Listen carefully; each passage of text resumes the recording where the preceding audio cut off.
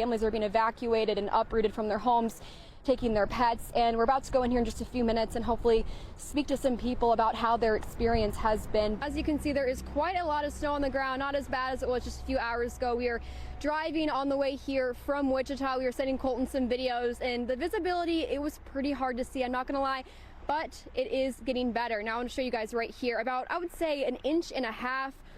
I'll show you just how deep my foot goes right there, and this may not look like a ton, but this can be really, really slick. I don't think I've ever been at a scene and seen this many firefighters here in that smoke. I mean, you could see it from clear miles away. We were just down the street, maybe even 5 minutes away, and we could still see the smoke. Chalk Regional Hospital here in Derby is closing its doors tomorrow morning at 7 a.m., according to employees. Where I'm standing right now is where their house once stood. Now, as you can see, it's all debris and ash. A house that stood here for years. Let's bring that out. Real quick. You saved it. You saved it in the freezer, right? Yep. For a couple hours? Yes. All right, take a look at this, everyone. I got out of the vehicle, saved That is crazy. Stuck that bill, known as Caleb's Law, would increase penalties for sextortion and require education in schools. How does that make you feel to see them literally heading into the fire as people are evacuating? Oh, I feel pretty good about it because I used to be a fireman years ago. Police say 3 people, 2 men and 1 woman were seen trying to flee from the scene. They were quickly detained and are now in custody for questioning.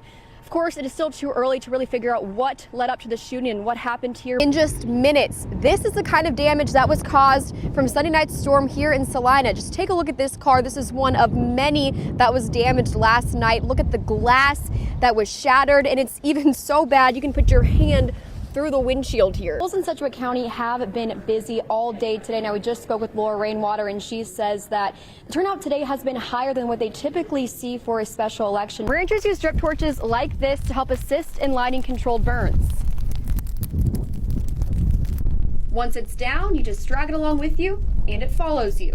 This is the same camera troopers use while they're up in the air, and even from thousands of feet away, they can still pinpoint exactly where a laser is coming from. Farmers spend most of their year on machines like this cotton stripper here, counting on every harvest to cover costs. Both tariff hikes driving up expenses and shaking up markets. Many tell me this new one-time payment won't fix the long-term pressures they're feeling. Rain still stands, but the show's over for now. After the projector at the Canopolis Drive-In stopped working, Rains tells us this really is about survival. He says the scrap metal is his only source of income, and now he's working around the clock to try and clean it all up before a city deadline. One side of the street falls within Andale city limits, but the other doesn't. Let's take a look from above. I did not. It's good. It's good. All about force. This is really hard. These are really heavy. Brace your core. There we go. Let's go. And how many pounds do you have on that? This is 45 in each hand. He has 45, I have 25. I'm already out of breath. Deb, Chris, here at the Law Enforcement Memorial in downtown Wichita, every single name represents an officer who died in the line of duty while serving Kansans. But one tribute stands out. Take a look right here behind me. This one shoe belongs to Lieutenant Jack Galvin, a Wichita bomb technician who died during an explosion in 2000. Tonight, his widow is sharing her story and why she believes this robotic technology could help save lives. What started as a training exercise turns into a fight for survival. We often use training exercises like this to improve our proficiency when we have to respond to a found device. Cake's chief photojournalist Andy McDonald videotaped what was to be routine, but instead turned into a hellish inferno.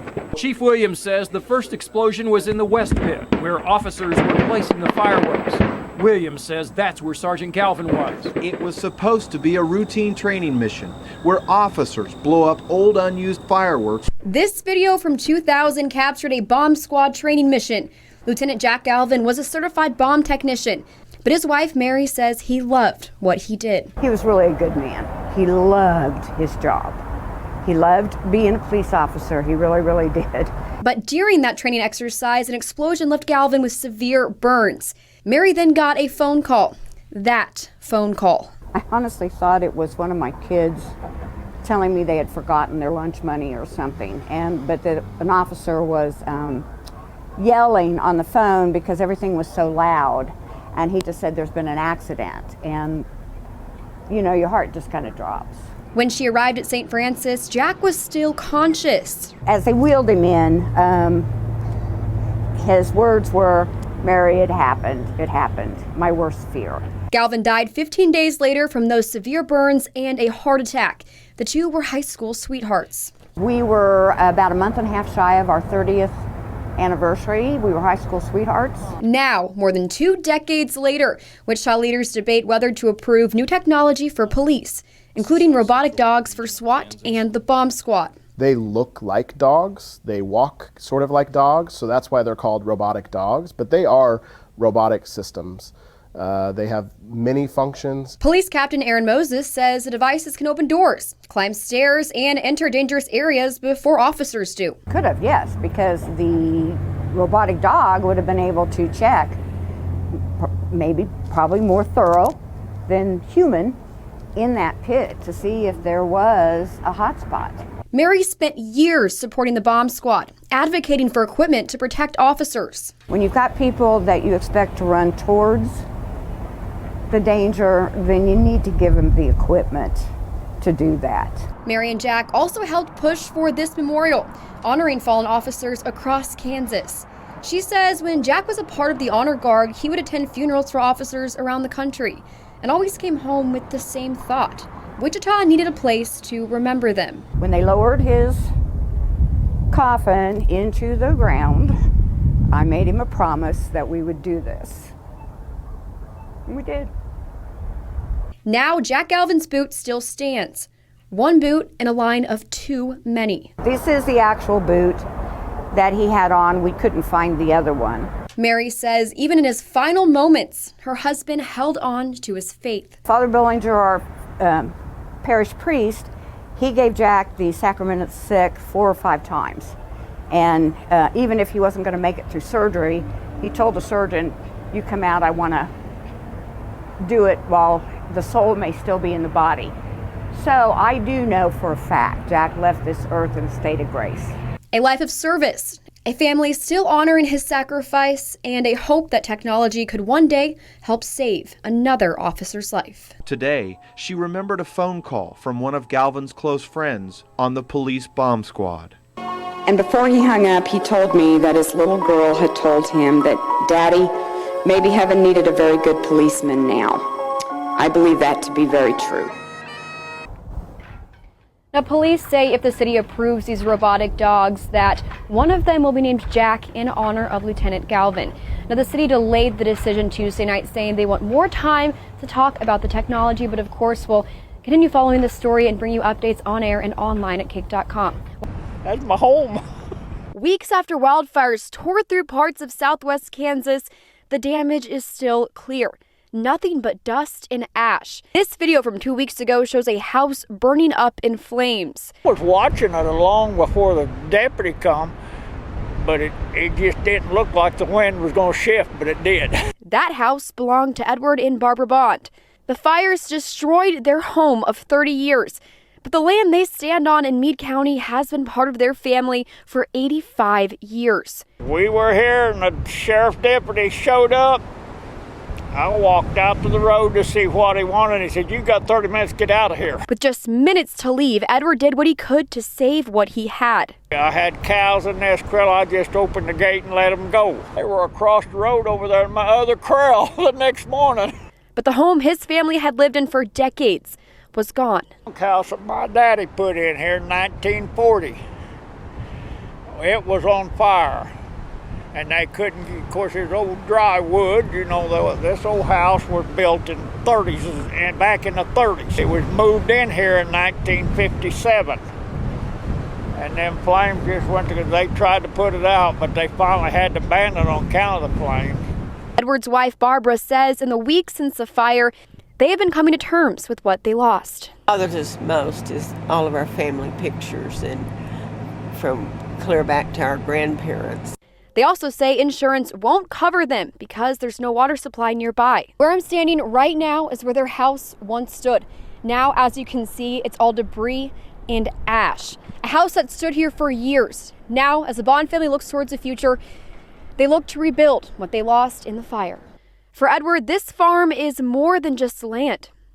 It is home. I've lived on the farm 90% of my life, somewhere on a farm. We was proud of what we had. Of course, we lost everything, so many memories. And now he's not sure what the future holds. I'm 78 years old. I don't think I'm going to rebuild. I might. For now, the Bonds are staying with friends in Plains as they try to figure out what comes next. Community, everybody around has done everything more than I probably deserve. Despite all the devastation, there was one thing for sure left standing. You see that little doghouse right there? We had a rooster. That was his house. He was standing in a pan of water and he survived the fire. Feathers was burned, but he survived. Now his ash is sprawled over what once stood a house rich with memories of better times.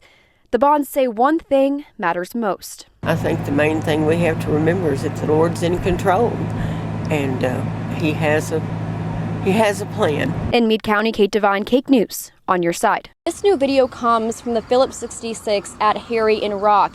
It shows just seconds before police say 19-year-old Gage Brasher crashed his car, killing a 14-year-old boy who was just about to start high school. This surveillance footage shows a black BMW speeding before crashing into a power pole and utility box at Harry and Rock Road. That impact sent debris flying, killing 14-year-old Jackson Inzabanapa. Before the crash, the video shows Jackson walking on the sidewalk. He stops at the intersection on the sidewalk. A 14-year-old boy who never made it to his first official day of high school, dead in seconds. We was playing soccer at the park with him. The day before? Yeah.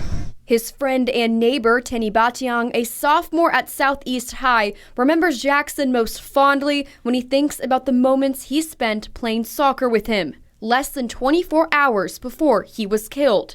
I moved next to his house, and from there we used to go to the park, and I just met him there, so we got close to each other.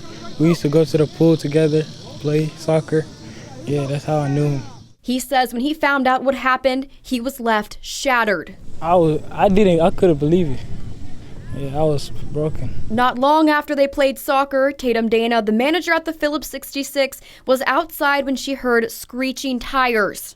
But I heard his tires screeching or whatever, and then that's when he hopped the curb, hit that. I thought initially the BMW had hit the little boy. Dana watched two men run from the crashed car. Police say the driver was 19-year-old Gage Brasher. He's now charged with second-degree unintentional murder. You killed a little boy, and then you ran. Dana said the day before the accident, Jackson told her he had been looking forward to his first week of high school. So I think Wednesday was orientation. He had came the day before, and he said he was really excited to start. Now his friends are left remembering Jackson as a teen who loved soccer and had his whole life ahead of him. He was kind. He was nice. He was a nice guy.